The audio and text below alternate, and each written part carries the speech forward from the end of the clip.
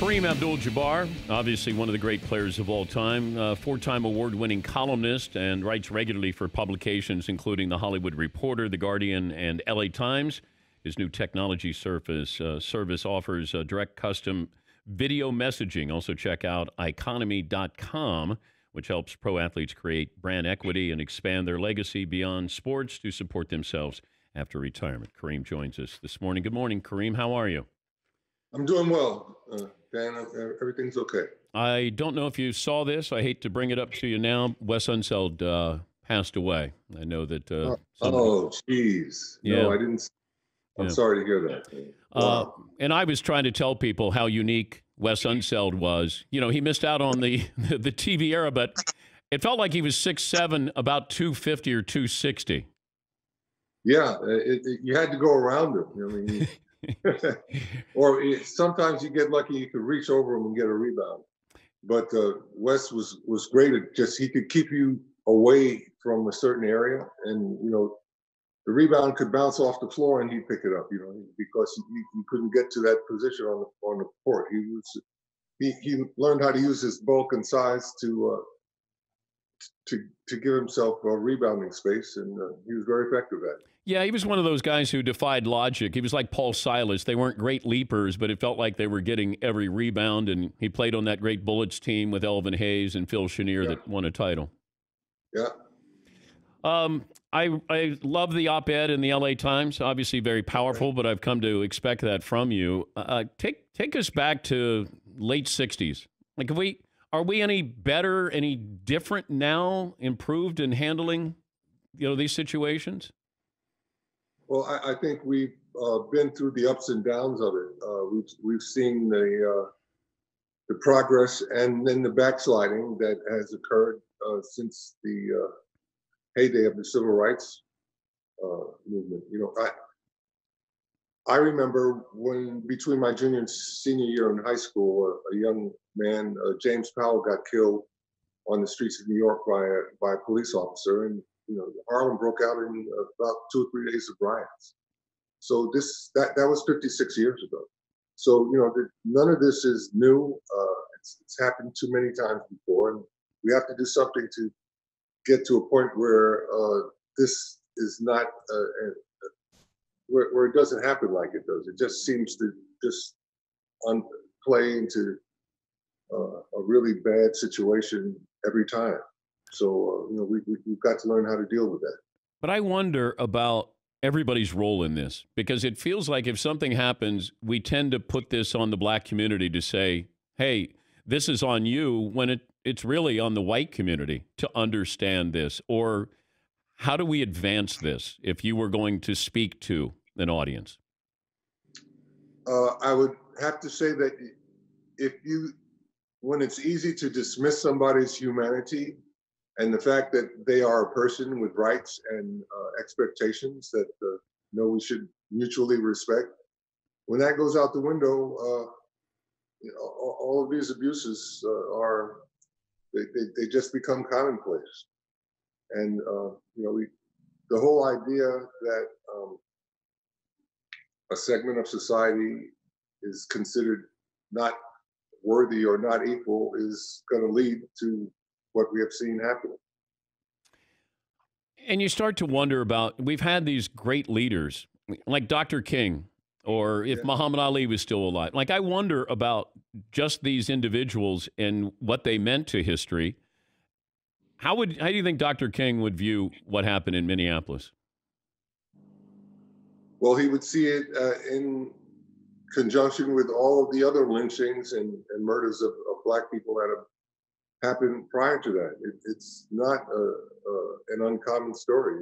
It's too commonplace. That I think that's why we don't do anything to change it, because we've accepted it for so long. I also worry, though, that we move on so quickly, Kareem, when something happens, and then we're outraged, and then this will go away. This will dissipate. We've seen this before. And then the next outrage will get everybody excited for a little while, and then they'll forget about it because we've accepted it for so long. It's just the way that we do business, and we can't do it like that anymore. there has to be some type of change. And what it's all about, I think, at this point is we have to find some means to deal with bad cops. Bad cops make it bad for good cops. They make it bad for citizens of color, poor people. The bad cops are able to just do what they want in those situations. So, when we get to the point where that's not a problem, I think will have made a lot of progress. You were one of the more famous teenagers in the United States when you were playing at Power Memorial. Did you have any run-ins with the police? Of course, and I've had a gun pulled on me for being tall and dark. That was it. Really? Yeah, and one time one of my sons was bringing one of my other sons home, and the police stopped him. They wanted to know what he was doing driving around in an expensive car, and they thought that was suspicious, and they jacked him up.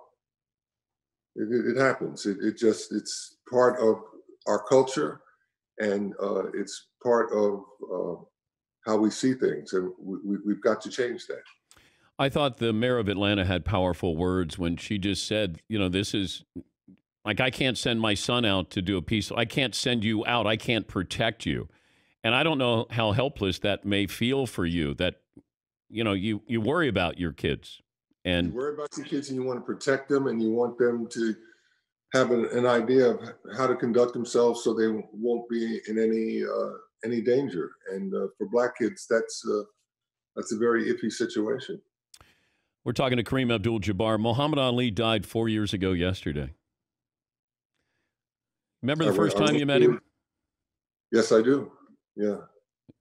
I was just walking down Sunset, and Muhammad Ali was out there doing magic tricks for people that were just walking by. And I was like, what? That's Muhammad Ali. And I was with two friends of mine, and we stopped and watched him for about 10 or 15 minutes and then kept going. And then a couple of weeks later, I went to a party.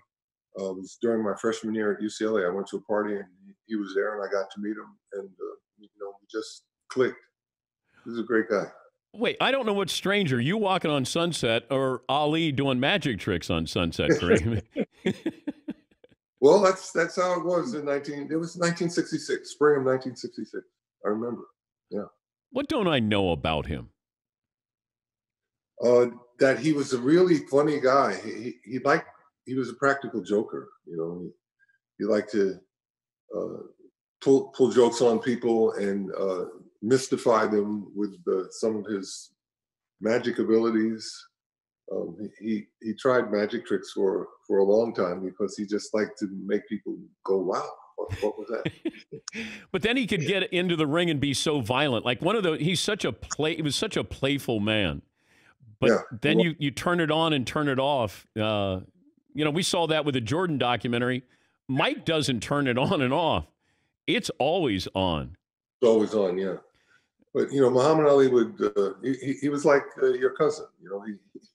You had to love him, because he was a really congenial guy, and he loved people.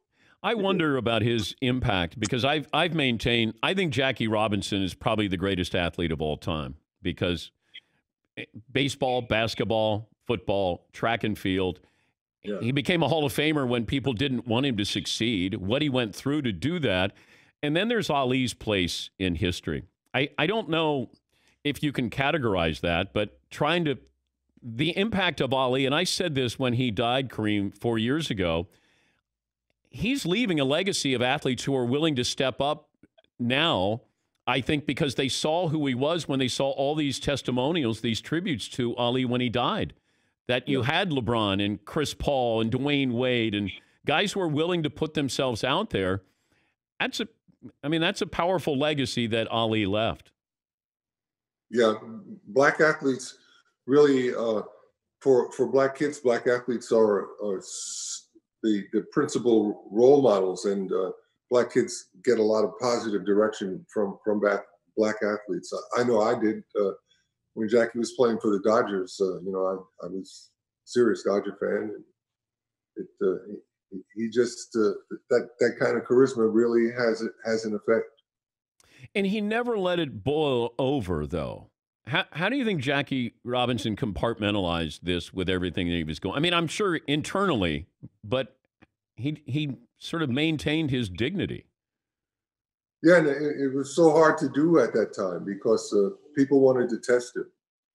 But you know, he had the right disposition, and he was definitely equipped. He was a pretty tough guy.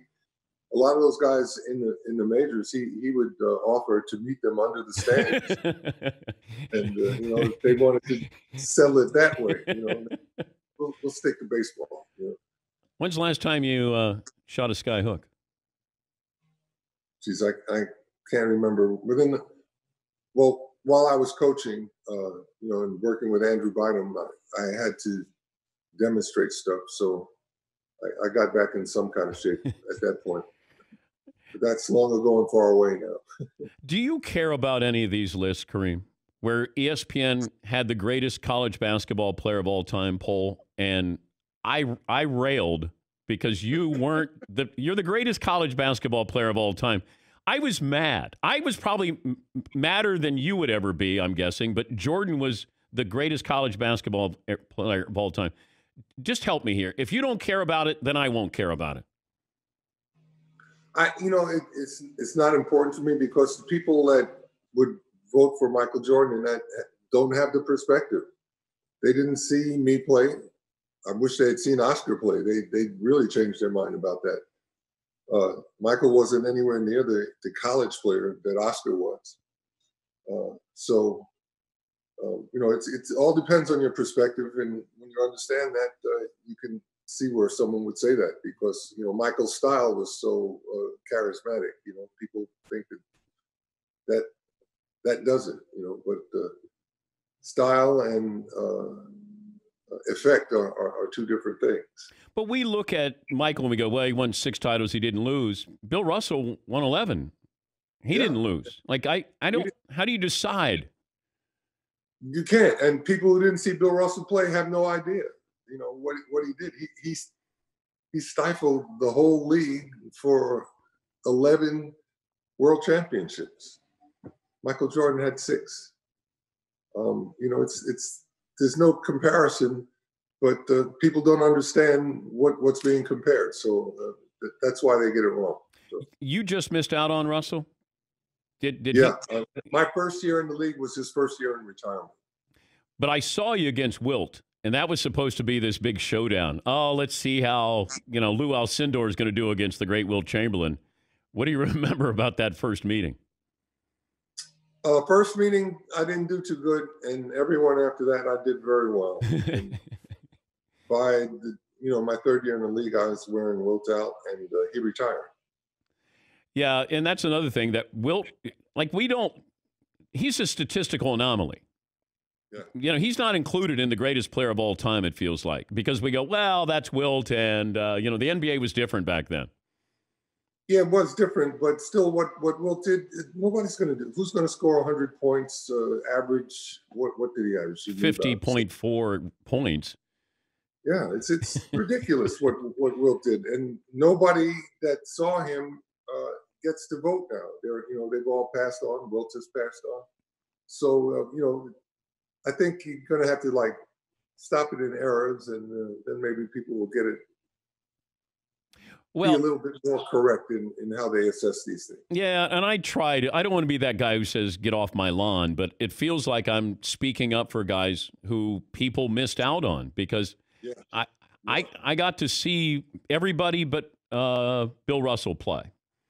And, I was there in Cincinnati at the Cincinnati Gardens, Cincinnati Royals. I got to see those, Maravich when he came in, when you came in. Run down the list of these great players, and I just say, you have no. Oscar played with the Royals; they were horrible, and then he got to Milwaukee, and then people go, "Oh, okay, Oscar, he won a title." I don't know. We pick and choose on what is great now, and we tend to. I had somebody arguing with me the other day about Rick Barry's greatness, and I said, "God, you had to see him play.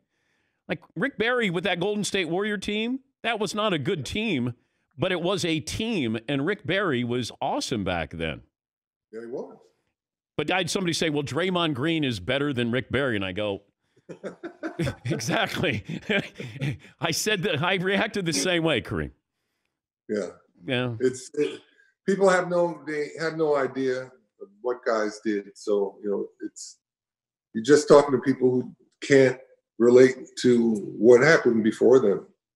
Yeah, and I know there's always this competitiveness, and yours was probably hidden a little bit more, but I have to believe there's every part of you that says you're as impactful or better than anybody else who's ever played the game. I think so, but if you got time to argue, I don't. I'll continue to argue on your behalf. I actually saw the first time you played Bill Walton in a preseason game. You saw that game? At the University of Dayton. Okay. And I remember, because I loved Bill. I thought Bill was as true a team center as I'd ever seen, like understanding the game. And I was like, he had his long hair and the bandana. And I remember it didn't go that well for Bill. That maybe it was like when you faced Chamberlain, but Bill got roughed up a little bit there. Do you ever talk to him about your meetings, your head-to-heads? No, I don't. I want to talk to Bill about it because he always starts crying about how he was embarrassed and stuff. I wasn't trying to embarrass him. I was just trying to win, do what I could do to help my team win. Yeah, but he has such praise for you, and rightfully so. But well, thanks, Bill. Yeah. Although I think he dunked on you that one time in the playoffs, and when they won the title, and Bill likes to bring that up. Well, that's one for Bill, and I had a few. So, how are you feeling, by the way, with the corona? I feel very well, thank you. And I'm involved in a new technology now that enables me to send messages to people and do celebrations for them. It's working pretty good. If you want to know anything about it, go to iconogram.com and you can see what's keeping me up at nights. And that's spelled ICONOMY. No, ICONOGRAM, iconogram. Oh, so I got economy.com as well. Here is economy.com. Okay. Want to make sure I got that right. For messages, you want me to do a message for you, celebration, weddings, birthdays, graduations, I can do all of that.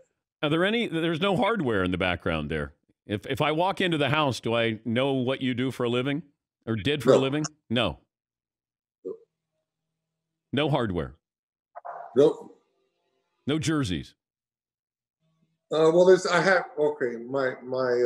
room where I have all my baseball stuff and all the stuff that's important to me. Like Willie Mays signed a uniform for me, and gotta have that. You probably have more baseball memorabilia than basketball memorabilia. Is that correct? Yeah, I do. Yeah, I do. I have certain things. Yeah. What's your prized possession aside from the Willie Mays autographed jersey? No, my prized possession is the 1955 World Series of Baseball. That has phony signatures on it. It has a couple of phony signatures because the club attendant used to, sign signatures of the guys who wouldn't sign the baseballs, and he'd sell them or something.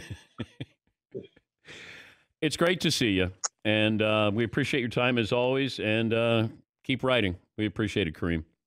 Thank you very much, Dan. Nice talking to you. Have a great day and stay healthy. Thank you. That's Kareem Abdul-Jabbar.